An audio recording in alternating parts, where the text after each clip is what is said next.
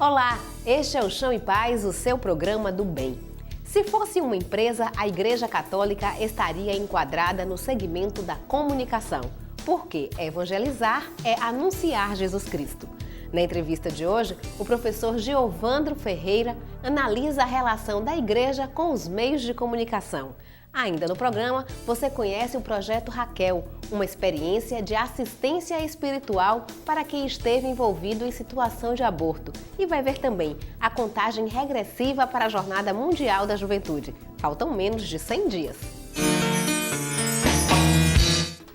Para existirem socialmente, as empresas e instituições, além de desenvolverem as suas atividades fim, precisam adotar estratégias de comunicação que lhes dê visibilidade.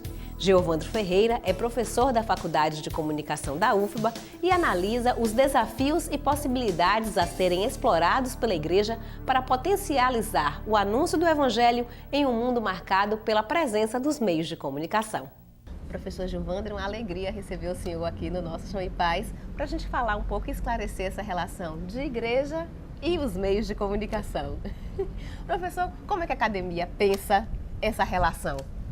Primeiro, uma alegria também estar presente aqui, Fernanda, e muito obrigado pelo convite. Essa relação é uma relação que se pensa não só para a igreja, mas para todas as instituições da nossa sociedade, né?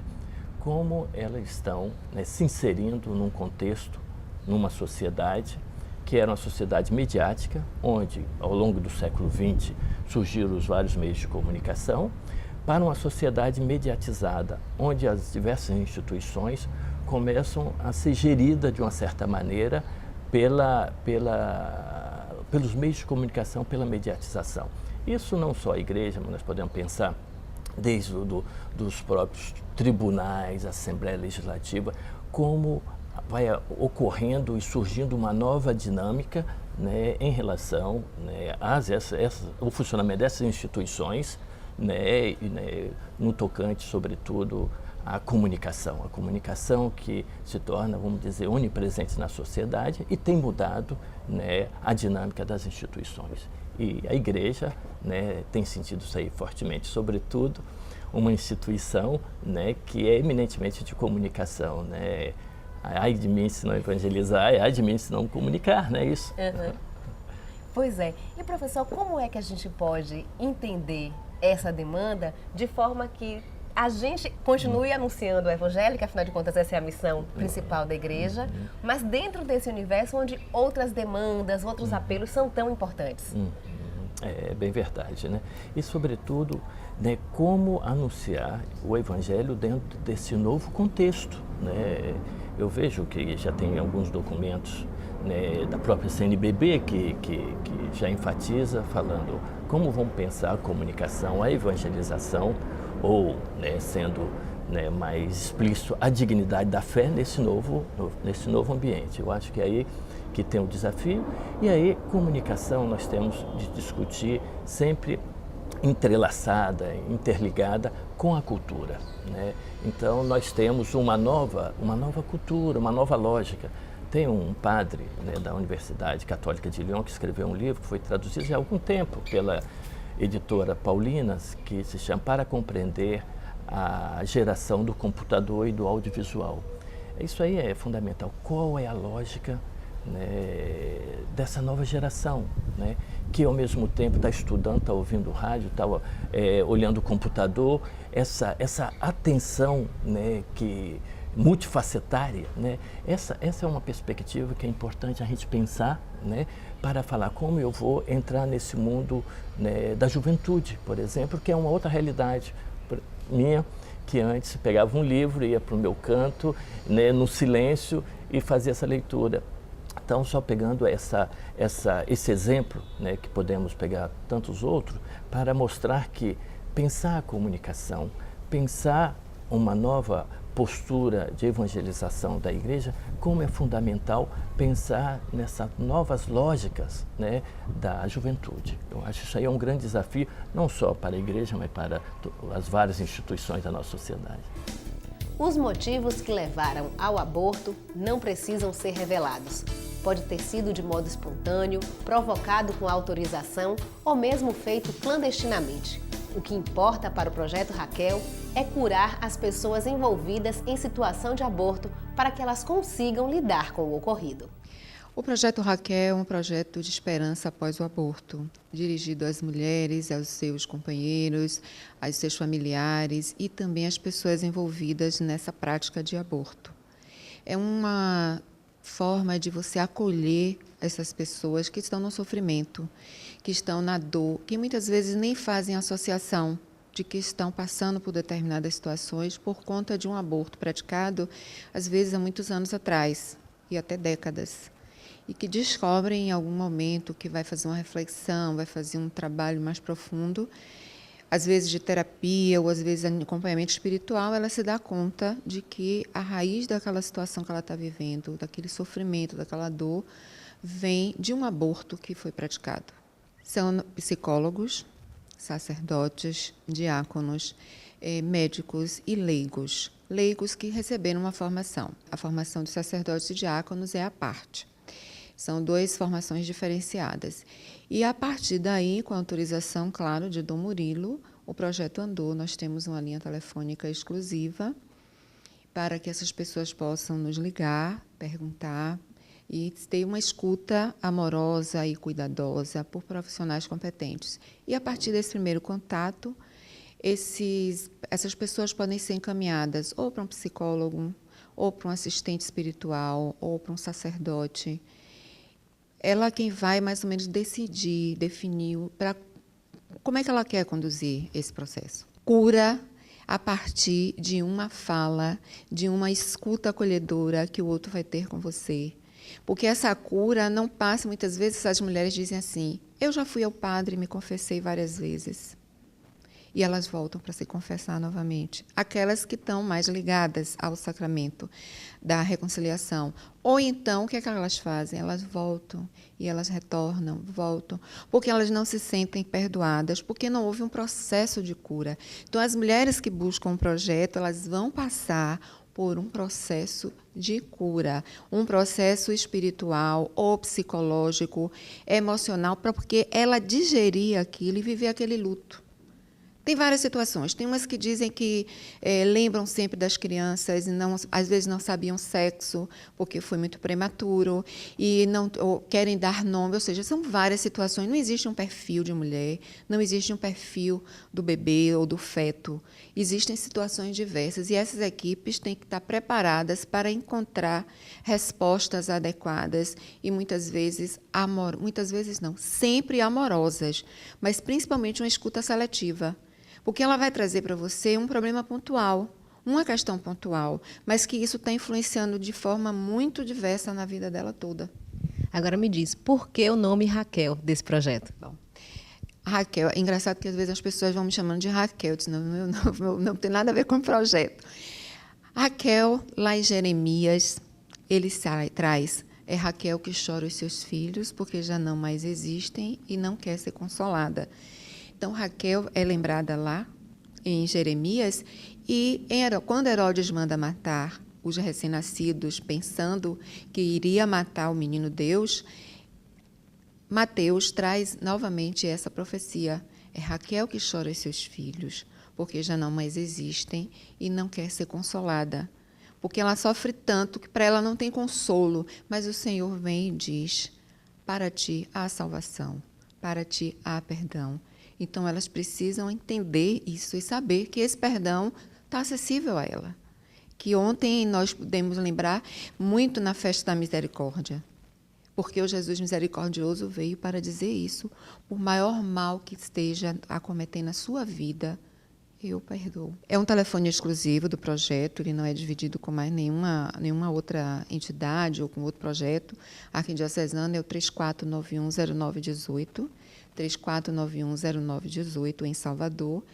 E nós estamos construindo um site, né? Ele está em fase de construção. E esse telefone ela vai ser atendida por pessoas competentes que foram treinadas. E, a partir daí, dessa acolhida, a gente pode ter um encontro presencial. Vai tudo depender do desejo dessa pessoa que vai ligar. Que pode ser uma mulher, pode ser um homem, pode ser uma pessoa que esteja envolvida em práticas de aborto. Isso também acontece.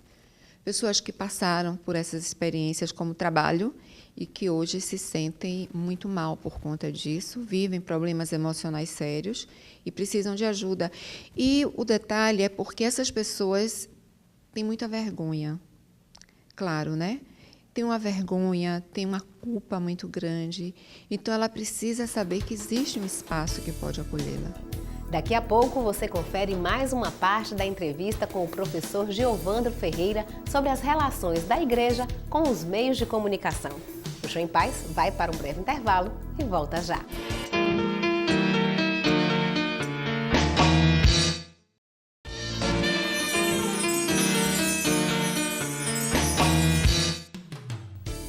A Pastoral do Menor promove no dia 26 de abril um encontro de articulação para profissionais envolvidos na defesa dos direitos das crianças e dos adolescentes. A atividade será na Acopamec, Associação das Comunidades Paroquiais de Mata Escura e Calabetão, e vai reunir educadores sociais, conselheiros tutelares e lideranças comunitárias. Outras informações pelo telefone 71 4009 6662. A Vigília dos Jovens Adoradores, que mensalmente anima as ações para a Jornada Mundial da Juventude nas diversas comunidades da Arquidiocese, neste mês de abril acontece na paróquia de São Marcos, em Fazenda Grande 3. O encontro de oração será no próximo dia 20 de abril, a partir das 10 horas da noite. As novas ferramentas de comunicação estão diretamente relacionadas com os jovens. Entender como eles lidam com a internet e as mídias sociais é passo fundamental para quem pensa na continuidade da igreja. Como se diz, a juventude está construindo, está fazendo um mundo novo. Então, você se associar a esse universo é pensar no futuro, é pensar na longevidade da instituição também. E como já diversos bispos, cardeais, padres, leigos têm dito, né? Como pensar esse novo contexto, essa nova cultura sem arrogância. Tipo assim, ó, no meu tempo era melhor, nós éramos mais críticos. Isso é uma relação que não é construtiva, né? Não é construtiva porque atrás, né, você está querendo resgatar uma maneira de ser que foi muito boa numa época, mas hoje estamos vivendo um outro contexto, né? E eu sempre digo, só para, né, contrapor, né, falando que essa nova geração é muito mais crítica que a minha geração, por exemplo, né? Só para ver, falando das lógicas, nós aprendemos, até a alfabetização, hoje eu tenho uma filha de 6 anos, totalmente diferente, né? Eu estou aprendendo bastante com a alfabetização da minha filha, porque é outra lógica, né? Eu aprendi BA, BO, BI, que era uma lógica linear. A gente aprendeu o que vem primeiro, o que vem depois. Hoje, uma lógica de conhecimento da juventude é mais mosaica, né? Como um filme, alguém que aprendeu pela leitura e outro que está aprendendo pela imagem, né? Ele vê uma vela, ele vê um banco, ele vê uma imagem, ele fala, oba, estou dentro de uma igreja. É uma outra articulação. Então, esse que é o desafio, quando nós falamos na juventude, na comunicação, na evangelização, é pensar outras lógicas, sem colocar numa hierarquia de valor, a minha é melhor, essa é pior, ou vice-versa, né? É outra maneira de aprender, é outra maneira de você se comunicar com essa nova geração. Agora, professor, por outro lado, a igreja ainda tem certa dificuldade, apesar de estar aberta ao novo, né? O Papa tem Twitter, mas ainda há uma certa dificuldade nessa relação com as mídias dentro da igreja. Quais são as dicas para tentar melhorar isso? O que é que acontece que cria esse entrave? Aí nós tivemos um grande cristão que ajudou muito a gente pensar essa aproximação com o outro através do diálogo, que foi Paulo Freire, né, que influenciou muito as pastorais nas últimas décadas, né? Que a primeira coisa é observar, né, a maneira do outro, né? Observar essa nova geração, né? Como ela se comunica, como ela se relaciona, né? Como ela vive e convive no seu dia a dia. Isso é um grande passo, né? Para haver, né, interlocução. Isso aí é bem paulina, né? Que quando São Paulo chegou lá e viu os gregos adorando, né, outros deuses, ele falou, qual é o seu Deus? Ele falou, é aquele Deus oculto ali é uma maneira de se inserir, né, e se comunicar e dialogar com o outro, observando e falando, olha, qual é o mundo deste outro e como eu vou anunciar, né, a boa nova neste novo universo, neste novo contexto. Daqui a pouco, o professor Giovando Ferreira fala como a apresentação do Papa Francisco foi um evento religioso, mas essencialmente midiático. Dia 26 de abril, na estação de trem do Lobato, a Pastoral da Criança da Paróquia Nossa Senhora das Dores realiza a Feira da Saúde e Ação Social. O evento, que marca os 26 anos de atuação da pastoral no bairro, começa às 9 horas da manhã. Um show para louvar Nossa Senhora. Assim será o Evangeliza Lauro de Freitas, evento que apresenta as cantoras Adriana e Irmã Carol. A apresentação gratuita será no dia 5 de maio, a partir das 3 horas da tarde, na Praça da Matriz, no centro de Lauro de Freitas. A Universidade Católica do Salvador montou um serviço gratuito de orientação para o contribuinte baiano fazer a declaração do Imposto de Renda à Pessoa Física 2013. Até 30 de abril, alunos e professores da Faculdade de Ciências Contábeis estarão disponíveis para preencher o formulário e tirar dúvidas. O atendimento é feito por ordem de chegada no campus de Pituaçu, de segunda a sexta, das 7 às 9h30 da noite. Faltam menos de 100 dias para o início da Jornada Mundial da Juventude aqui no Brasil. Quem ainda não despertou para o assunto, está na hora de anotar as dicas do Comitê de Salvador para participar do evento. Mas isso você confere só no próximo bloco. O intervalo é rápido e o Chá em Paz volta já.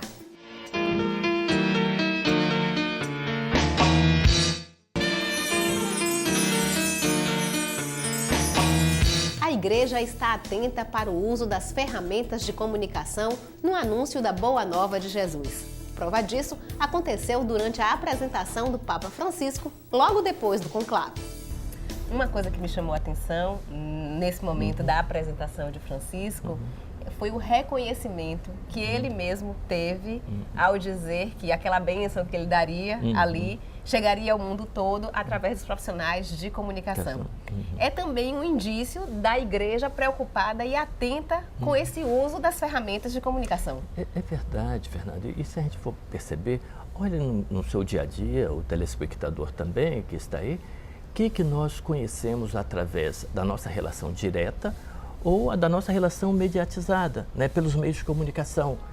Hoje, o que acontece no mundo, desde a violência do mundo, ela está no mesmo dia dentro das nossas casas. Então, como é fundamental a importância, não só para a gente conhecer essa relação com a mídia, mas nós, de uma certa maneira, reconstruir uma relação do tempo e do espaço através dessa nova dinâmica mediática. Então, é fundamental a importância, né, a igreja, né, presente em todos os continentes, fazer uso e exercício, né, em benefício da sua missão, né? Senão, né, nós vamos ficar, como dizia o cardeal Carlo Martini, né, 200 anos, né, atrás, no passado, né, que é um grande cardeal, né, que foi de Milão, né, muito preocupado, né, a igreja, a leitura e o seu exercício dos sinais dos tempos, né? Isso aí que é algo fundamental, né?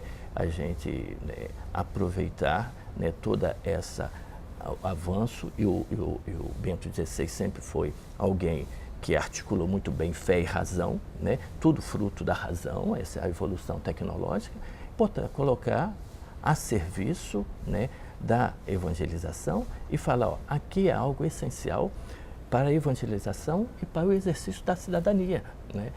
A gente for ver, né, o direito, né, civis, sociais, político, hoje o direito da comunicação, né? Hoje a informação é essencial, é o oxigênio da democracia e do exercício da cidadania. Logo, a missão, né, evangelizadora, ela tem como substrato a construção da cidadania, pela sua opção pelos pobres, né, em nosso continente e em todos os continentes, né? Isso é fundamental. Quem ficou com gostinho de ouvir mais, no dia 20 de abril haverá o Encontro Arquidiocesano de Comunicação. O professor Giovandro é um dos palestrantes e aí a gente vai poder estender um pouco mais esse diálogo, essas relações da igreja com a comunicação. Professor, muito obrigada pela sua participação aqui. Eu que agradeço. Muito obrigado. Em pouco mais de 3 meses, a juventude católica do mundo tem um encontro marcado com o Papa na cidade do Rio de Janeiro. Os jovens da Arquidiocese de Salvador estão mobilizados e alguns vão reviver a experiência de participar de uma jornada mundial da juventude. Eles fazem parte da paróquia Nossa Senhora da Esperança, no bairro do Ixiepe, em Salvador. E em 2011, foram para a Jornada Mundial da Juventude em Madrid, na Espanha. O grupo era formado por 11 pessoas e as histórias e lembranças da viagem estão guardadas em fotos, objetos trocados com outros peregrinos e na memória, que traz à tona recordações de alegria, união e fé. Trocar os câmbios, né, que a gente sempre lá, cambiar, e aí essas lembrancinhas que a gente trocava. Então, essa parte do acolhimento, ela é muito interessante, sabe? Essa é uma história que literalmente vai ficar marcada. Muitos meninos que foram conosco, eles falam da hora do Pai Nosso, que cada um rezando na sua língua, o Pai Nosso, mas no final de tudo, todo mundo fala amém. E é o amém, e aí faz aquele silêncio. Então isso é muito bonito, é a união dos jovens, sabe? Os jovens mostrando lá que são igreja. No momento da vigília mesmo, tem o silêncio da adoração. Que às vezes a gente está acostumado a rezar a adoração com música, pessoas que precisam estar falando, a gente rezar.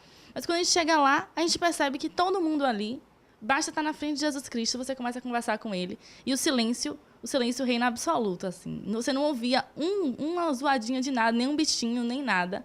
Aquele silêncio, assim, que, lógico, foi finalizado com a chuva, com trovões e raios. Mas, assim, eu acho que foram 5 minutos de silêncio absoluto. Que é um silêncio mais orante que eu acho que eu já tive na minha vida inteira, assim, de ter observado 2,5 milhões de jovens rezando ao mesmo tempo e adorando o Senhor sem precisar de mais nada, estando ali de frente dele e rezando. Foi lindo para mim, foi muito bonito isso. Este ano, eles vão reviver a experiência na cidade do Rio de Janeiro. No mês de julho, o Papa Francisco visitará o Brasil para o encontro com os jovens católicos e a paróquia do Ixiepe será representada por mais de 30 pessoas. A expectativa é que a gente se mostre igreja, né? Que nós nos mostremos igreja, unidos, os jovens todos unidos lá, mostrando que o Brasil está aí, que os jovens estão aí, que os jovens estão indo para a igreja, são participantes. E o porquê ir é para reviver tudo isso mais uma vez. E lógico que com o Papa Francisco a gente também vai lá dar as boas-vindas para ele. Na primeira vez, Joyce foi como peregrina, mas no Rio de Janeiro ela será uma entre os milhares de voluntários da jornada. Quando eu pensei em ser voluntária, no grupo, eu e mais 2 amigos, a gente decidiu. Porque assim, o que a gente viveu em Madrid foi tão bom, como a gente foi acolhido, como as pessoas cuidaram da gente, todos os detalhes muito bem pensados. Eu falei, poxa, como é que a gente não pode retribuir isso, né? A gente acaba sendo um dever nosso, enquanto viver a jornada, vivemos tão bem, um momento tão bom, que a gente tem a vontade de fazer a mesma coisa pelos outros, de estar a serviço da igreja, a Igreja do Brasil, enquanto jovens da pastoral universitária, eu no meu caso, enquanto pastoral de juventude, enquanto jovem atuante na igreja, como é que eu não vou estar ali só? Não, eu quero ajudar, eu preciso fazer a minha parte. No escritório da Jornada Mundial da Juventude em Salvador, a contagem regressiva para o evento já começou. São menos de 100 dias para o início do encontro, que reunirá jovens do mundo inteiro. Para quem ainda tem dúvidas de como participar, confira as dicas do secretário em Salvador para a jornada e a Semana Missionária.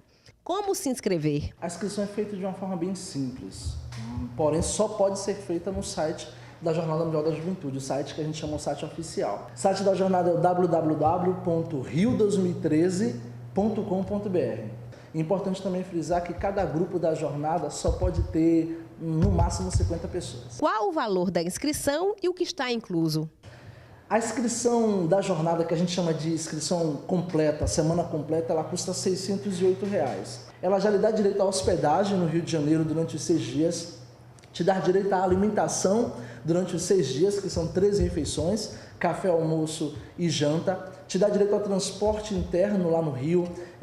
Os jovens vão receber um cartão para poder circular de metrô e de ônibus. Kit da jornada, que é a mochila, Bíblia, livro e outras surpresas também. E seguro contra acidentes. Por R$ 305, o jovem da nossa arquidiocese vai e volta, participa da Jornada Mundial da Juventude, somando aí um custo de R$ 913.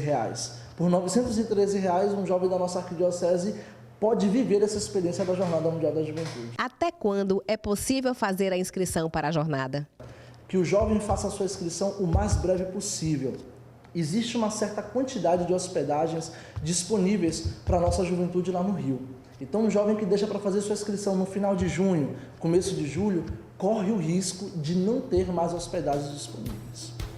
No portal da Arquidiocese, Márcio Matos, que você acabou de ver nesta reportagem, avalia a caminhada da Arquidiocese na animação dos jovens para o encontro com o Papa em julho na cidade do Rio de Janeiro. O programa de hoje fica por aqui, mas durante a semana você pode entrar em contato com a nossa produção através do e-mail chãoepaz@arquidiocesesalvador.org.br. Se quiser rever o programa, é só acessar o portal www.arquidiocesesalvador.org.br. Para você, uma bonita semana, fique com Deus e até o próximo Chão e Paz.